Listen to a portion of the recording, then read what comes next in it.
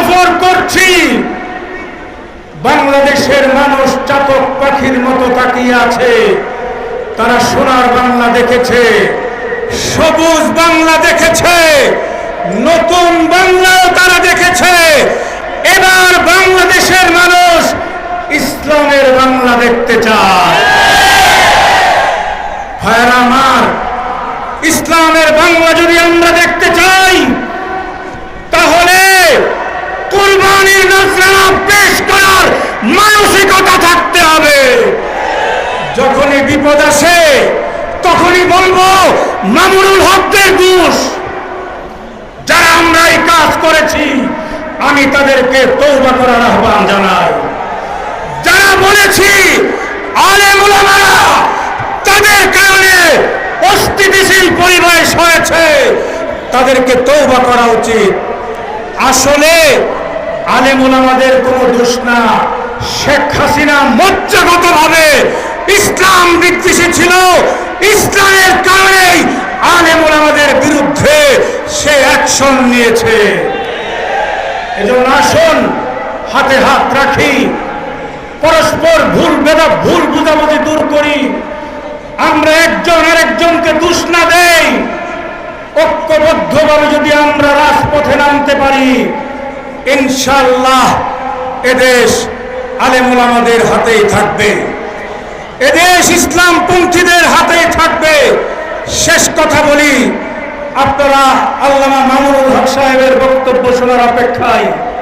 শেষ কথা হলো, যদি আল্লামা মামুনুল হক সহ এদেশের আলেমরা আপনাদেরকে ডাক দেন, আপনারা কারা কারা ময়দানে ঝাঁপিয়ে পড়তে রাজি আছেন? নারায়ে তাকবীর, নারায়ে তাকবীর। কাতাবাল্লাহু লাআগলিবান্না আনা ওয়া রুসুলি। জাতীয় সিরাত কমিটি বাংলাদেশের আয়োজনে আজকে এই সিরাত মাহফিলের মুহতারাম সভাপতি, উপস্থিত ওলামায়ে কেরাম, আমি বক্তব্য দিব না। আজকে আপনারা অপেক্ষা করছেন এদেশের আলেম ওলামা ইসলামপন্থী মানুষের প্রাণ প্রিয় রাহবার, মজলুম আলেম শেখুল হাদিস ইবনে শেখুল হাদিস আল্লামা মামুনুল হক হাফিজাহুল্লাহর বক্তব্য শোনার জন্য। এতক্ষণ বয়ান করেছেন নায়েবে আমিরুল মুজাহিদিন হযরতুল আল্লাম ফয়জুল করিম দামাত বারাকাতুহুম। আজকে দুইজন গোটা বাংলাদেশের ইসলামপন্থী জনতার রাহবার একত্রে হাত তুলে আমাদেরকে মেসেজ দিয়েছেন, আমরা ঐক্যবদ্ধ আছি। গোটা জাতি যদি ঐক্যবদ্ধ থাকতে পারে, আগামীর বাংলাদেশ ইসলামের বাংলাদেশ, আগামীর বাংলাদেশ খেলাফতের বাংলাদেশ। আমার ভাইরা, 16 বছর নির্যাতিত হয়েছি, আমরা জুলুমের শিকার হয়েছি, আমরা রক্ত দিয়েছি শাপলা চত্বরে, রক্ত দিয়েছি আমরা 2021 সালে, রক্ত দিয়েছি 2024-এর জুলাই এবং আগস্টে। আজকে জাতি ফ্যাসিবাদ থেকে মুক্ত হয়েছে, কিন্তু প্রকৃত মুক্তির স্বাদ আমরা পাইনি। প্রকৃত মুক্তির স্বাদ এই জাতি তখনই পাবে যখন আল্লাহর দ্বীন রাষ্ট্রীয়ভাবে প্রতিষ্ঠিত হবে। এজন্য আল্লামা মামুনুল হক, মুফতি ফয়জুল করিম এদেশে কাজ করে যাচ্ছেন। আমরা আশা করব গোটা ইসলামপন্থী সকল মাক্তাবায়ে ফিকির ঐক্যবদ্ধ হয়ে যাবে। এক এবং অভিন্নভাবে যদি আমরা রাস্তায় নামতে পারি, হাসিনা যেভাবে বিদায় হয়েছে সকল ফেসিবাদ মুক্ত হয়ে আল্লাহর দ্বীন গালেব হয়ে শান্তি এবং নিরাপদ রাষ্ট্র প্রতিষ্ঠিত হবে। আমরা কি সবাই তাদের পিছনে ঐক্যবদ্ধ থাকতে রাজি আছি? টেকনাফ থেকে তেঁতুলিয়ায় আমরা সফর করছি। বাংলাদেশের মানুষ চাতক পাখির মতো তাকিয়ে আছে। তারা সোনার বাংলা দেখেছে, সবুজ বাংলা দেখেছে, নতুন বাংলাও তারা দেখেছে। এবার বাংলাদেশের মানুষ ইসলামের বাংলা দেখতে চায়। ভাইরা আমার, ইসলামের বাংলা যদি আমরা দেখতে চাই তাহলে কুরবানির নজরানা পেশ করার মানসিকতা থাকতে হবে।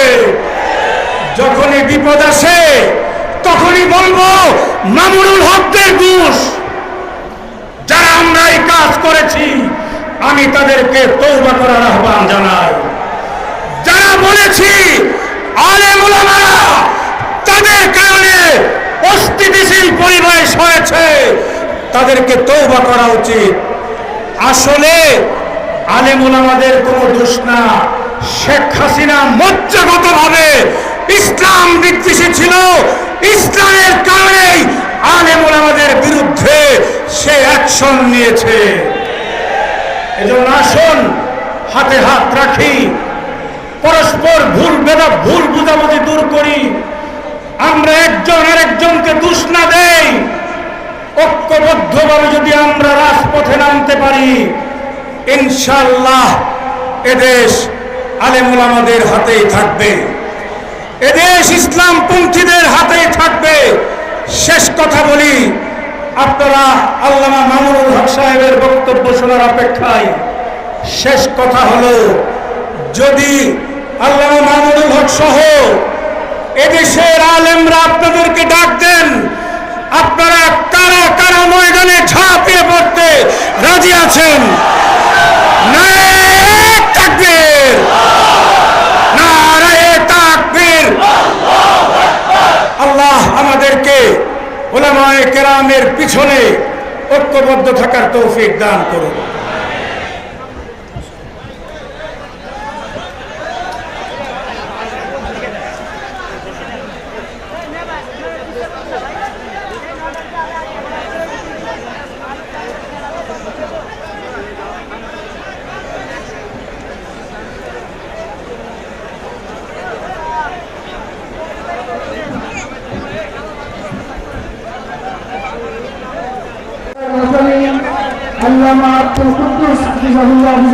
উপস্থিত আছেন।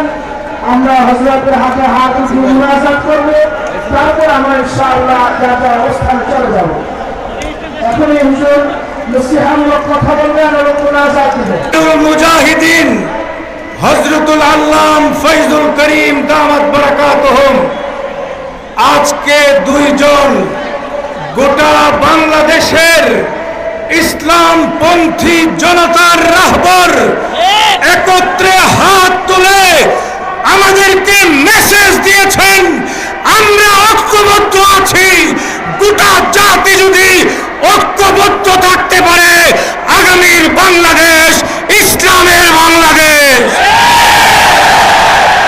আগামীর বাংলাদেশ খেলাফতের বাংলাদেশ।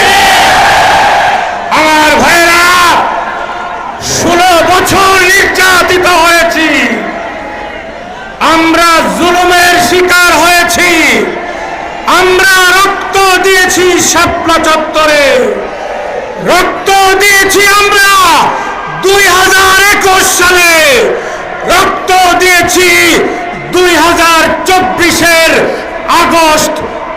জুলাই এবং আগস্টে। আজকে জাতি ফেসিবাদ থেকে মুক্ত হয়েছে, কিন্তু প্রকৃত মুক্তির স্বাদ আমরা পাইনি। প্রকৃত মুক্তির স্বাদ এই জাতি তখনই পাবে যখন আল্লাহর দ্বীন রাষ্ট্রীয়ভাবে প্রতিষ্ঠিত হবে। এজন্য আল্লামা মামুনুল হক, মুফতি ফয়জুল করিম এদেশে কাজ করে যাচ্ছেন। আমরা আশা করব ইসলামপন্থী